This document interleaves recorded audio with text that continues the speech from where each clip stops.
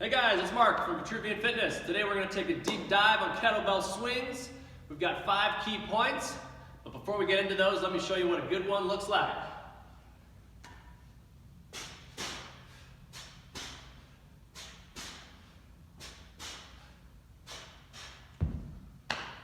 All right, there's your swing. Let's go over the 5 key points to a good kettlebell swing. Okay, key number 1, posture. The worst thing you can do in a kettlebell swing is get injured. So our posture is going to help us avoid that, okay? We want to make sure we're not lifting the bell with our lower back. That means rounding the spine to lift our bell. So we want to have good posture here. So a strong core and a neutral spine throughout the movement is going to keep our posture strong and avoid any disc injuries from the result of the swing. I'll show you what that looks like. So as I hinge back, got that neutral spine here, strong core to keep it in place, and I'm going to hike and snap through the hips without losing that posture, not rounding. The next piece of the posture is our head position, okay? We want to keep that neutral spine all the way up through the top of our skull, okay? So when I'm down, I don't want to be looking in the mirror at my swing. I want to keep that neutral spine, so my eyes are down when I'm down, eyes are up when I'm up, which brings us to the last piece of the posture. When we're up, we're nice and tall. We're not overextended, and we're not leaving the butt back, but we're nice and tall like we're getting measured for our height at the top of the swing. Take a look.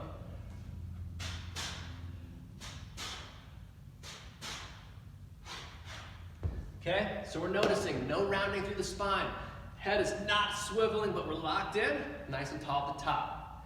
Key point, posture, keep it strong. Okay, next key point.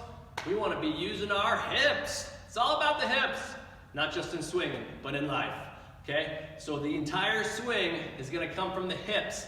We're not using these little noodle arms. We're using these big old hips to generate that force, okay? So I'm loading up to start the swing. I'm going to hike this bell in.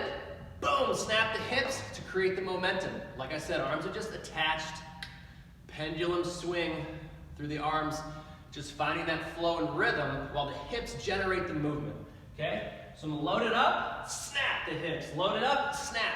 Load and snap, okay?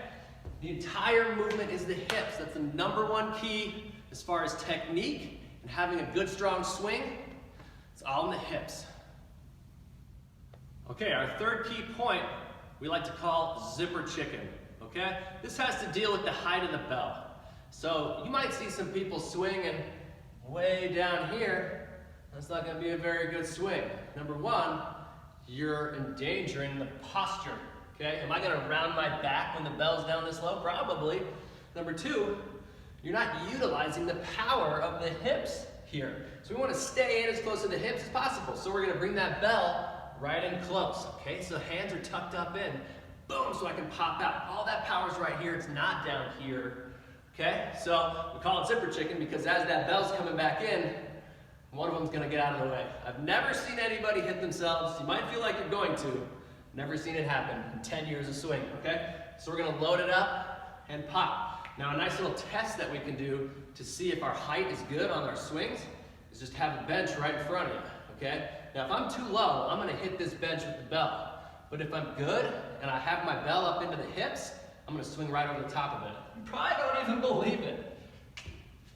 Look at that. Not even gonna touch this bench. Now if I have a bad swing and I'm too low, oh crap, hit the bench, okay? So you don't wanna go low enough that you're gonna mess up your posture or lose power. Stay in the hips, play a little zipper chicken, have a strong swing. Okay, our 4th key point, we're gonna talk about the height of the bell, the height of the swing, okay? So I like to try to stay between chest and belly button height. That's sort of the sweet spot here, okay? You're gonna see some people not swinging far enough, and you're gonna see some people swinging over my personal sweet spot, okay? We don't like to go overhead because when your hands are fixed together in an overhead position, that can be bad news for some shoulders, okay? So instead of risking somebody hurting themselves, we're just gonna take the overhead swing out of it. Additionally, if I'm staying in my sweet spot here, I can bang out reps a lot faster, keeping my pace up, keeping it more of a metabolic conditioning drill than when I'm spending a little bit more time getting all the way overhead, okay? in addition to that, those little tiny swings, we're really not getting enough force through the hips to make it worthwhile. So we want to get high enough that we're really using those hips, but staying in the zone where we can keep ripping out reps. I'll show you. As we hike, snap, right in the zone, right in the zone, right in the zone. And I can keep that pace really high so that by the end of 12 or maybe even 20 swings, I'm burned out. All right, our final key point is breathe, okay? You might be holding your breath during your rounds of swings, which is gonna make you feel like you're gonna pass out at the end. So if we're doing long rounds of swings, 12, 15, 20 swings, you're gonna need to breathe so that you can make it all the way through, not feel like you're gonna pass out. And additionally, we wanna get that oxygen in since we're going up and down so much. We want to avoid getting lightheaded, so we want to make sure that we're breathing, getting oxygen in every single rep. I got two ways that you can breathe here, all right? One is just your standard inhale, exhale, 1 to 1, okay?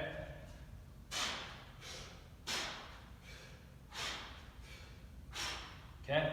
Inhaling near the bottom, exhaling near the bottom, inhaling up top, okay?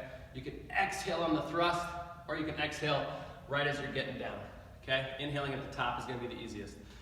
My personal favorite breathing technique is actually 2 exhales for an inhale. So we're still going to inhale at the top, but we're going to breathe out twice at the bottom. I'll show you what that looks like.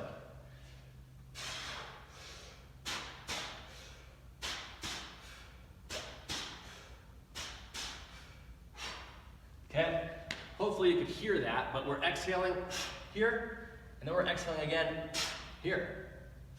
Through the inhale there, okay? So I'm exhaling on the way down, and then as soon as I start the next one, I'm exhaling, getting a deep breath as much as I can at the top when your lungs are biggest, okay?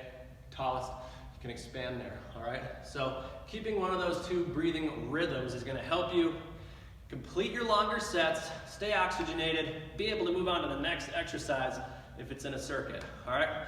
Make sure you're breathing. Those are our key points. Write us in the comments below if you have any more questions or concerns. Otherwise, we'll see you guys on the next deep dive.